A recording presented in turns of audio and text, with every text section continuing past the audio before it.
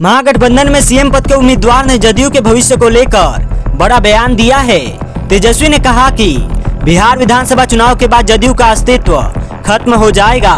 Party के जो भी नेता है उनमें आधे बीजेपी और आधे हमारे साथ राजद में शामिल हो जाएंगे। तेजस्वी ने यह बात जदयू के पूर्व विधायक के राजद में शामिल होने पर कही। उन्होंने कहा कि जदयू से अब लोगों का मोह भंग हो रहा है। पार्टी का भविष्य चुनाव बाद खत्म हो जाएगा। जदयू के खत्म होने के बाद जो लोग भाजपा के विचारधारा वाले हैं वह उनके साथ जाएंगे, जबकि समाजवादी सोच रखने वाले लोग हमारी पार्टी में शामिल होंगे। पीके के खुलासे पर बात करते हुए तेजस्वी ने कहा कि हमारी सरकार बनते ही सभी मंत्रियों के घोटाले की फाइल खुलेगी, कोई नहीं बचेगा, सभी के खिलाफ कार्रवाई की जाएगी। वहीं यूपी में आज हुई हिंसा को लेकर तंज करते हुए उन्होंने कहा कि वहां से हमेशा ऐसी खबर सामने आती है, कभी इस राज्य से रोजगार, स्वास्थ्य, उद्योग, शिक्षा से जुड़ी खबर सामने नहीं आती है। यहाँ की सरकार सिर्फ ऐसे हिंसा को बढ़ावा देने वाले को सपोर्ट करती है। उन्होंने कहा नफरत की, तकरार की, जहर की बात होती है। कोई पढ़ाई की, दवाई की, सिंचाई की, रोजगार की बात नहीं कर रहा है। इससे नुकसान किसको हो रहा है? यूपी को, देश को।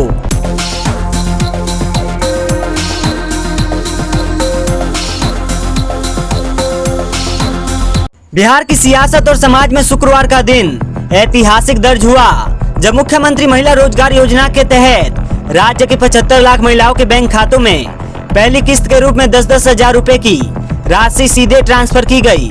कुल मिलाकर 7500 करोड़ रुपए की यह धनराशि बिहार की माता बहनों के जीवन में नई ऊर्जा और रोजगार की संभावनाओं को जगाने वाली साबित होगी। पटना में आयोजित भव्य कार्यक्रम की कमान मुख्यमंत्री नीतीश कुमार ने संभाली, जबकि प्रधानमंत्री नरेंद्र मोदी वीडियो कॉन्फ्रेंसिंग के जरिए जुड़े।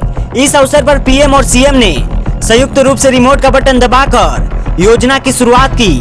प्रधानमंत्री मोदी ने अपने संबोधन में इसे नवरात्र के पावन दिनों में मातृ शक्ति को समर्पित एक अनमोल उपहार करार दिया।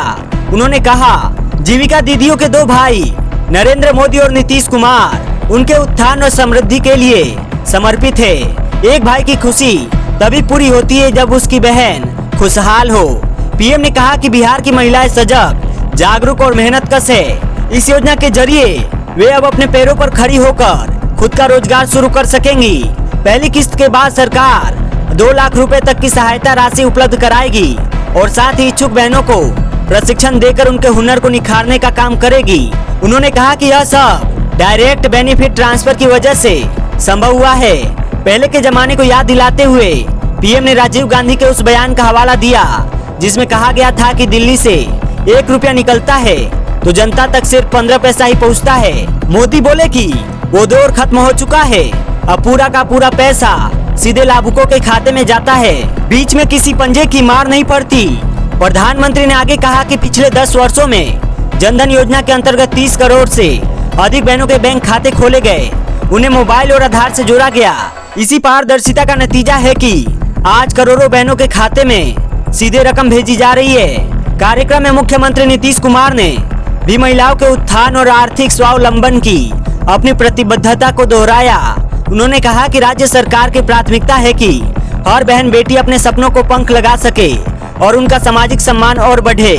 इस मौके पर पीएम मोदी ने भविष्य का खाका खींचते हुए कहा कि वह दिन दूर नहीं जब देश में सबसे ज्यादा लखपति दीदी बिहार में होंगी।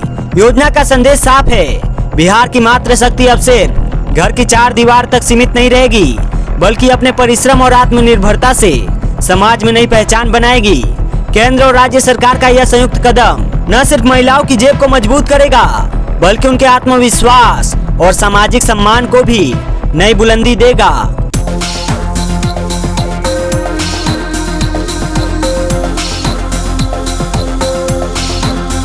भोजपुरी फिल्म इंडस्ट्री के चर्चित अभिनेता और पावर स्टार पवन सिंह आज कोर्ट में पेश होंगे।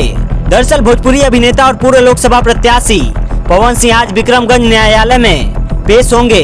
मामला लोकसभा चुनाव के दौरान उनके रोड शो से जुड़ा है, जिसमें अनुमति से अधिक भीड़ जुटाने का आरोप लगाया गया था। इस मामले में रोहतास जिले के 7 थानों में एफआईआर दर्ज की गई थी। पिछली सुनवाई में एक मामले में पवन सिंह को बरी कर दिया गया था, लेकिन अन्य आचार संहिता उल्लंघन के मामलों की आज सुनवाई होनी है। कानूनी जानकारों का कहना है कि चुनाव के दौरान रोड शो में भीड़ के नियंत्रण और सुरक्षा की जिम्मेदारी उम्मीदवार पर होती है। यदि कोर्ट इन मामलों में दोषी पाए तो उन्हें कड़ी चेतावनी या जुर्माना भी हो सकता है। स्थानीय राजनीतिक गलियारों में इस सुनवाई को लेकर काफी हलचल है। समर्थक और विरोधी दोनों ही वर्ग कोर्ट परिसर के आसपास इकट्ठा हो सकते हैं, इसलिए पुलिस प्रशासन ने सुरक्षा कड़ी कर दी है।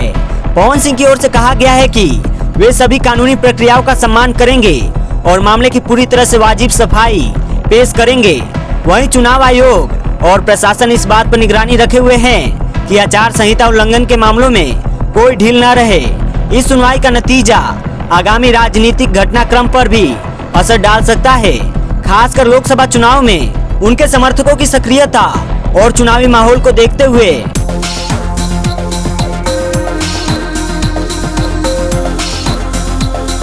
बिहार में आज सियासी गतिविधियां चरम पर रहेगी। एनडीए और महागठबंधन दोनों ही पार्टी अपनी अपनी चुनावी रणनीति को धार देंगी। एक और जहां कांग्रेस महासचिव और सांसद प्रियंका गांधी वाड्रा चुनावी मैदान में है, तो वहीं दूसरी ओर गृह मंत्री अमित शाह भी 2 दिवसीय दौरे पर आज बिहार पहुंच रहे हैं। एनडीए और महागठबंधन दोनों ही गठबंधन चुनावी रण क्षेत्र में पूरी ताकत झोंकने में जुट गए हैं। बता दें कि प्रियंका गांधी वाड्रा शुक्रवार को बिहार दौरे पर है। वे दोपहर 12 बजे पटना के सदाकत आश्रम में लगभग 2000 महिलाओं के साथ संवाद करेगी। इसमें घरेलू कामगार, मनरेगा मजदूर, जीविका दीदी, आंगनबाड़ी कार्यकर्ता, आशा वर्कर, वकील और डॉक्टर जैसे विभिन्न वर्गों की महिलाएं शामिल होंगी। महिलाओं के साथ संवाद के बाद प्रियंका गांधी मोतिहारी जाएंगी, जहां गांधी मैदान में हर घर अधिकार रैली को संबोधित करेगी। कांग्रेस ने दावा किया कि इस रैली में 20,000 से ज्यादा महिलाएं शामिल होंगी। कार्यक्रम के लिए 3 झूमर वाले विशाल पंडाल में 40,000 से अधिक कुर्सियां लगाई गई है। प्रियंका गांधी दोपहर 2 बजे हेलीकॉप्टर से मोतिहारी पुलिस लाइन पहुंचेगी और वहां से बंद गाड़ी से सभा स्थली जाएंगी। उनके साथ मंच पर कांग्रेस प्रदेश अध्यक्ष राजेश राम, बिहार प्रभारी कृष्णा अल्लावरू और पार्टी के सांसद मौजूद रहेंगे। वहीं दूसरी ओर केंद्रीय गृह मंत्री अमित शाह शुक्रवार से 2 दिन के दौरे पर बिहार पहुंचेंगे। वे बेतिया में भाजपा कार्यकर्ताओं के सम्मेलन को संबोधित करेंगे और शाम को पटना में प्रदेश नेताओं के साथ बैठक करेंगे। शनिवार को उनका कार्यक्रम समस्तीपुर के सराय रंजन और अररिया के फारबिसगंज में भाजपा कार्यकर्ता सम्मेलनों का है। 8 दिनों के भीतर शाह का यह दूसरा बिहार दौरा है। इस बीच भाजपा ने केंद्रीय शिक्षा मंत्री धर्मेंद्र प्रधान को चुनाव प्रभारी नियुक्त किया है। पार्टी मान रही है कि उनकी रणनीति से चुनावी समीकरण मजबूत होंगे। इसी बीच आज प्रधानमंत्री नरेंद्र मोदी मुख्यमंत्री महिला रोजगार योजना के तहत 75 लाख जीविका दीदियों के खाते में 10-10 हजार रुपए की पहली किस्त जारी करेंगे। इस योजना के तहत कुल 7,500 करोड़ रुपए ट्रांसफर किए जाएंगे। प्रधानमंत्री और मुख्यमंत्री नीतीश कुमार वीडियो कॉन्फ्रेंसिंग के जरिए महिलाओं को संबोधित किए।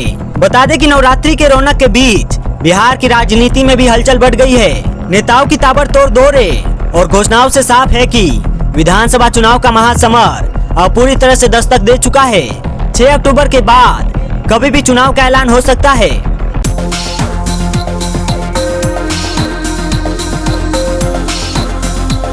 बिहार में विधानसभा चुनाव को लेकर सियासी हलचल तेज है। सभी पार्टी वोटरों को लुभाने के लिए अपने अपने दावे वादे को सामने रख रहे हैं। पक्ष विपक्ष अपना ध्यान आधी आबादी यानी महिलाओं पर अधिक रखे हैं। माना जाता है कि बिहार की आधी आबादी सरकार बनाने और सरकार गिराने की ताकत रखती है। हालांकि आधी आबादी का झुकाव अधिक सीएम नीतीश की ओर है। ऐसे में विपक्षी दल आधी आबादी को साधने की तमाम कोशिशें कर रहे हैं। बीते दिन तेजस्वी यादव ने महिला संवाद किया। महिलाओं से बातचीत कर तेजस्वी ने उन योजनाओं का जिक्र किया जो महागठबंधन की सरकार बनने पर लागू किए जाएंगे। वहीं ट्वीट कर तेजस्वी ने एक बार फिर अपनी बातों को दोहराया। साथ ही उन्होंने कहा कि वो बिहार की महिलाओं को 20 साल के अपमान काल से मुक्ति दिलाएंगे। तेजस्वी ने ट्वीट कर कहा कि नवरात्र के पावन पर्व में बिहार के देवी स्वरूप आधी आबादी से महिला सशक्तिकरण संवाद किया। बिहार की हर महिला माँ दुर्गा का स्वरूप है। माँ, बहन और बेटी के रूप में एक महिला हमेशा ही त्याग, समर्पण, साहस और सेवा का वो प्रतिरूप होती है जो देश, राज्य, समाज और परिवार के विकास की दिशा और दशा तय करता है। तेजस्वी ने आगे कहा कि महिलाओं का सम्मान, स्वाभिमान और समृद्धि ही बिहार के विकास की दिशा तय करेगी। महिलाओं के सशक्तिकरण का नया विजन हमने तैयार किया है, जिसमें हर पहलू को ध्यान में रखते हुए महिलाओं के विकसित जीवन का लक्ष्य रखा गया है। जहां एक और हम बेटी, बी से बेनिफिट, ई से एजुकेशन, टी से ट्रेनिंग, आई से इनकम योजना के माध्यम से बिहार में जन्म लेने वाली हर बेटी का जन्म से लेकर जीविकोपार्जन तक का दायित्व उठाएंगे।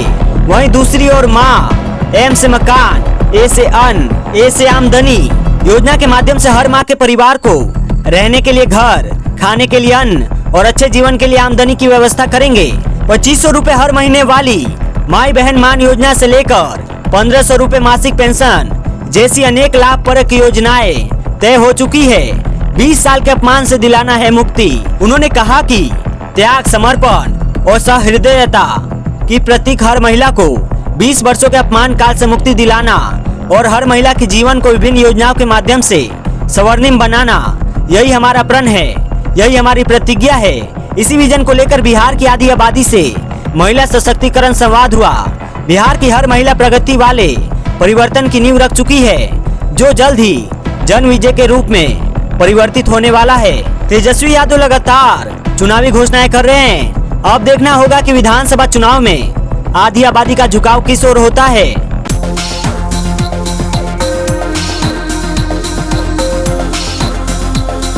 बिहार विधानसभा चुनाव के बीच राजद परिवार का आंतरिक कलह खुलकर सामने आया। तेज प्रताप के बाद रोहिणी आचार्य ने भी बगावती सुर अपनाया। रोहिणी ने सोशल मीडिया से परिवार सहित पार्टी के सभी लोगों को अनफॉलो भी कर दिया। ये सब हुआ संजय यादव विवाद के बाद। वहीं अब इस मामले में पहली बार नेता प्रतिपक्ष तेजस्वी यादव ने अपनी चुप्पी तोड़ी है। तेजस्वी यादव ने इस मामले में बड़ा बयान दिया है। तेजस्वी यादव ने रोहिणी को लेकर अपनी बातों को सामने रखा है। तेजस्वी यादव ने कहा कि रोहिणी जी ने मुझे आगे बढ़ने में बहुत योगदान दिया। उन्होंने अपनी किडनी दी। उनकी कभी इच्छा नहीं रही कि वे पार्टी का टिकट या कोई पद मांगे। अगर कोई उनकी छवि खराब करने की कोशिश कर रहा है तो यह बेहद शर्मनाक है। तेजस्वी यादव ने कहा कि रोहिणी दी मेरी बड़ी बहन है। उन्होंने मुझे पाला है, पोसा है, बड़ा किया है। रोहिणी दी ने जो कुर्बानी दी है वो शायद ही कोई दे, शायद ही कोई आज के समय में अपने परिवार को कोई किडनी दे। उन्होंने ऐसी स्थिति में किडनी दिया। तेजस्वी ने कहा कि रोहिणी दी के राजनीति में आने के लिए छपरा की जनता चाहती थी। छपरा की जनता चाहती थी कि वो राजनीति में आए, तो लालू जी ने छपरा की जनता की बातों को सुनकर कि रोहिणी दी को टिकट दिया। तेजस्वी ने साफ किया कि रोहिणी दी की कभी लालसा न टिकट पाने में रही, न किसी को टिकट दिलवाने में रही।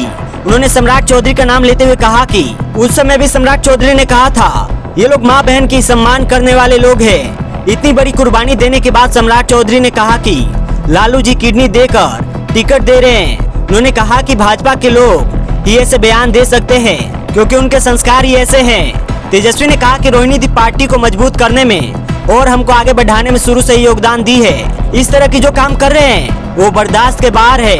किसी की बहन और माँ के बारे में ऐसे बयान दिया बर्दाश्त नहीं किया जाएगा। साथ ही तेजस्वी यादव ने अपनी बातों को दोहराते हुए कहा कि कभी भी रोहिणी दी अपनी इच्छा या अपने स्वार्थ से कुछ नहीं की है। वो हमेशा हमारे साथ रही है। पार्टी और हमको आगे बढ़ाने में उन्होंने हमेशा साथ दिया है। रोहिणी दी ने ना ही अपने लिए ना ही किसी और के लिए टिकट की इच्छा जाहिर की। रोहिणी दी कभी लोकसभा, राज्यसभा, विधानसभा को लेकर कोई लालसा नहीं रखा है। तेजस्वी ने कहा कि हमारा एक ही लक्ष्य है, 20 साल की इस सरकार को उखाड़ फेंके। बता दें कि बीते दिन रोहिणी आचार्य ने ट्वीट कर चैलेंज किया था। रोहिणी आचार्य ने ट्वीट कर कहा कि मेरी खुली चुनौती है सभी गंदी सोच रखने वालों और ऐसे लोगों को साथ दे रहे तमाम लोगों को कि कोई अगर ये साबित कर दे कि मैंने अपने या किसी और के लिए कभी कुछ और कोई मांग किसी के पास रखी और अपने आदरणीय पिता को मेरे द्वारा अपनी किडनी दिया जाना झूठ है, तो राजनीति को सार्वजनिक जीवन से खुद को अलग कर लूंगी। उन्होंने आगे कहा कि साथ ही दोषारोपण करने वाले अगर अपना झूठ दुष्प्रचार साबित नहीं कर सके तो उनमें भी इतना साहस होना चाहिए कि वो सबके सब जिस किसी के भी कहने पर ऐसा कर या कह रहे हैं उसके साथ सार्वजनिक तौर पर मुझसे और देश की हर माँ बहन बेटी से ये कहते हुए माफी मांगे कि भविष्य में वो कभी किसी माँ बहन बेटी के बारे में कोई अपमानजनक और झूठी बात नहीं कहेंगे और ना ही फैलाएंगे।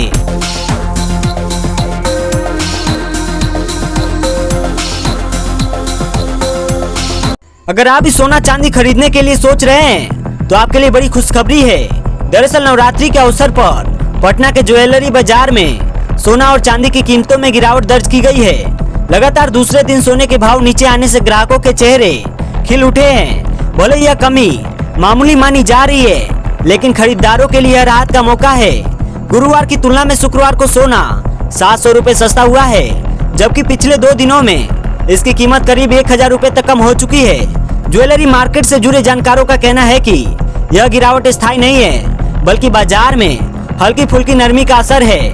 विशेषज्ञों का मानना है कि आने वाले दिनों में सोने के दाम फिर से चढ़ सकते हैं। ऐसे में यह समय ग्राहकों और निवेशकों के लिए खरीदारी का सही मौका माना जा रहा है। जानकारी के अनुसार आज पटना में 24 कैरेट सोना 1,14,500 रुपए से घटकर 1,13,800 रुपए प्रति 10 ग्राम पर आ गया। जीएसटी जोड़ने के बाद इसकी कीमत 1,17,214 रुपए बैठती है। वहीं 22 कैरेट सोना 1,05,700 रुपए और 18 कैरेट सोना 87,300 रुपए प्रति 10 ग्राम में बिक रहा है। चांदी के दामों में भी गिरावट दर्ज हुई है। आज चांदी 1,34,800 रुपए प्रति किलो की दर से बिक रहा है, जो जीएसटी जोड़ने के बाद 1,38,844 रुपए प्रति किलो हो जाती है। हॉलमार्क चांदी के आभूषण 134 रुपए प्रति ग्राम में उपलब्ध है। ऐसे में अगर आप खरीदारी की सोच रहे हैं तो जल्द से जल्द सोने चांदी की खरीदारी कर ले। पुराने आभूषणों के एक्सचेंज रेट पर नजर डाले तो 22 कैरेट सोने के गहनों का मूल्य 1,02,700 रुपए प्रति 10 ग्राम और 18 कैरेट का 84,300 रुपए है। वहीं चांदी के हॉलमार्क आभूषण 130 रुपए प्रति ग्राम और बिना हॉलमार्क वाले 127 रुपए प्रति ग्राम पर बदले जा रहे हैं। नवरात्रि की खरीदारी में ग्राहकों के लिए यह गिरावट सोने चांदी की चमक और भी बढ़ा रही है।